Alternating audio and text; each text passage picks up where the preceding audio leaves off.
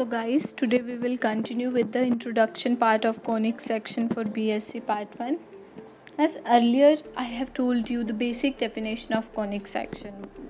What was that? The definition says that when we cut a circular cone with a plane in various ways, different ways, then the section which we obtain, that section is called as the conic section. This was the basic definition of conic section for you to understand what is basically a conic section, which may be a parabola, ellipse, hyperbola, circle, pair of straight lines or anything. But today I am going to tell you further. So welcome to the introduction part of the conic section. This is the main definition for exams. Conic section. A conic section is the locus. Locus means paths of a point P, which moves. That means there is a point P which is moving. That is, P is a moving point. P is a point which is moving. That means P is the moving point. So that its distance from a fixed point S. One point is P which is moving. That is P's moving point. Another point is S, which is the fixed point, is in a constant ratio to its perpendicular distance from a fixed line. That means there is one line which is fixed line. And what does it say? Is that the ratio of a point P from a fixed point S, that means PS, is in a constant ratio to its perpendicular distance from a fixed line, that is PM. This ratio remains the constant, and when the point P, that is moving point, follows these conditions, then the locus of the point P is called as the conic section. So SP is in a constant ratio to its perpendicular distance from a fixed line, that is SP ratio PM. This ratio remains the constant, and the moving point P, when follows this condition, that means when the ratio is constant, then in that case the locus of the point P is called as the conic section. I hope you have got this. So now I will tell you these things and some definitions by taking the example of a parabola. You are already aware of the parabola. Let's take the example of y square equals to 4x. I'll tell you some definitions. First is, there is a point S which is fixed, and this fixed point S, this is called as focus of the coin. The fixed point S is called as focus of the coin. Conic. I have taken the example of parabola. You can understand it as per any diagram, but parabola is much more easier and you are already aware. Second is directrix. The fixed straight line is called directrix. For directrix to understand, first I will tell you about what is the latest rectum. I will draw a perpendicular line which is perpendicular to the axis, passing through the focus and this and touching the conic, and this line is called as the latest rectum. But what is directrix? Directrix is the line that is parallel to the latest rectum and it is at the same distance from the axis as the point S.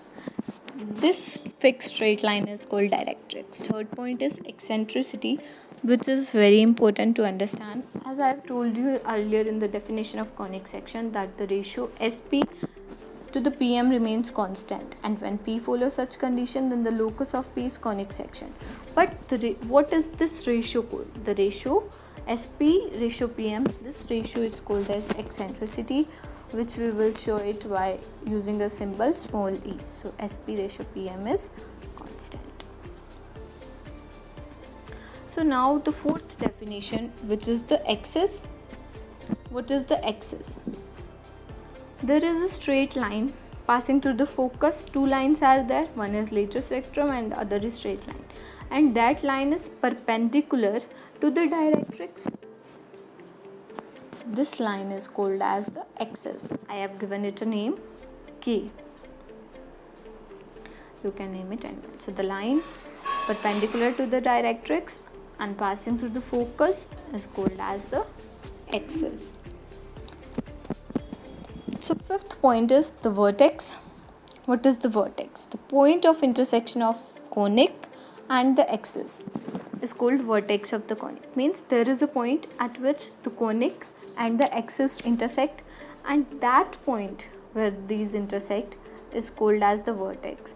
As in the diagram, this is a conic and K is the axis, and the conic and the axis is meeting at a point. I have darkened it, I have shown it by V, is called the vertex. As I have told you the definition of conic section and some main definitions, now it's turn for the different topic. Now I am telling you about the general equation of second degree conic. To solve the question, for now you just learn the equation. I will explain you using questions in the next video. So you have to just remember this video. You have to just remember the equation. What is the equation? That is general equation of second degree conics. Why we are using this? Because sometimes in question nothing is given, only written there is a conic, so we will have to assume. So what is the general equation? This is ax square plus 2hxy plus by square plus 2gx plus 2fy plus c equals to 0, where c is the constant, a is the coefficient of x square, b is the coefficient of y square, and fgh are the coefficients of xy, gx and fy, and c is the constant. We'll explain later on in the question. So now there is another term. What is that term? That term is called as delta, and the formula of delta is, I will show you that formula, and these are h, x, y, f, g, h, etc. terms. Will explain later. So there is a term which is called as delta, triangle like symbol, whose formula is abc plus 2fgh minus af square minus bg square minus ch square. And what are this abc, fgh? Are those terms which I have told you in the general equation of the second degree conic, which will be explained to you later on. So there are some conditions related to the delta and h square and f. First, when delta equals to 0 but h square is not equals to ab, in that case what is the nature of conic? Nature of conic will be two straight lines or pair of straight lines.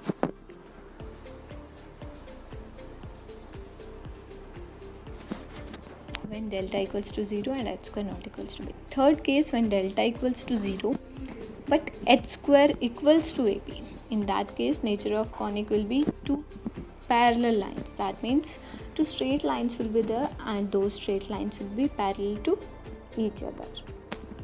Now third case is also when delta equals to 0 but a plus b is also equals to 0.